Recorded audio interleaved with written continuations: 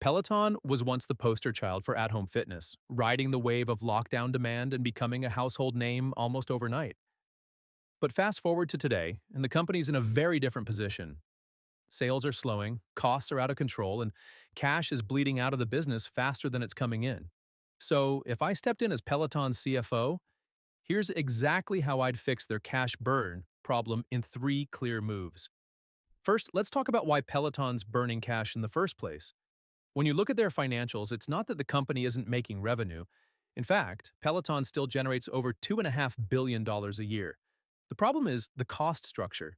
Hardware, like bikes and treadmills, brings in the majority of their revenue, but the margins on those products have collapsed.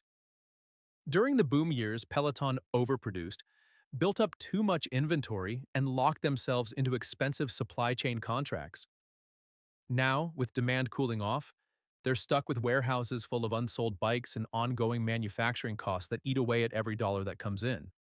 On top of that, they expanded too aggressively, spending heavily on logistics, retail showrooms, and marketing campaigns that no longer deliver the same return.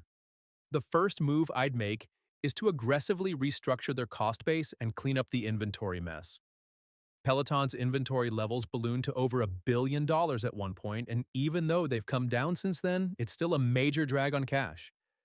I'd focus on liquidating excess inventory quickly, even if it means taking a short-term hit on margins. Getting cash in the door matters more than preserving the illusion of high product prices. Once the inventory is cleaned up, I'd renegotiate supplier contracts to make them more flexible, scaling production more tightly with actual demand.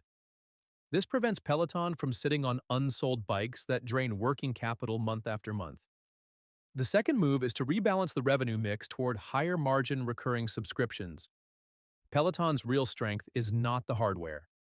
It's the software and community that keep users engaged long after the initial purchase. Subscription margins are above 70%, which is night and day compared to the hardware side. Right now, the company's user base is stable, but they've struggled to grow it. I'd shift focus from trying to sell as many bikes as possible to monetizing the existing base more effectively.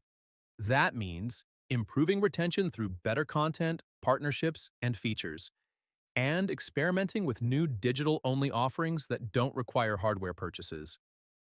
Think about Peloton becoming more like a fitness streaming platform, not just a bike company.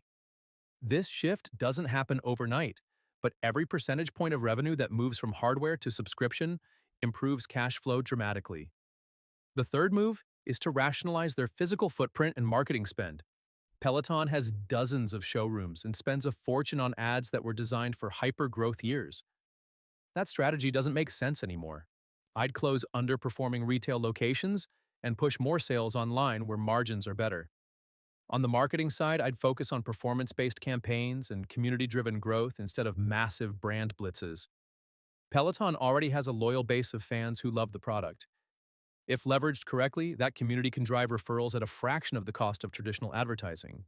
Together, these three moves tackle the core issues: bloated costs, weak cash conversion, and a business model that's too dependent on low-margin hardware. By cleaning up inventory and tightening the supply chain, Peloton stops the cash bleeding. By leaning into subscriptions, it builds a stable, high-margin foundation. And by streamlining marketing and retail, it frees up even more cash without sacrificing growth potential. Peloton doesn't need another hype cycle.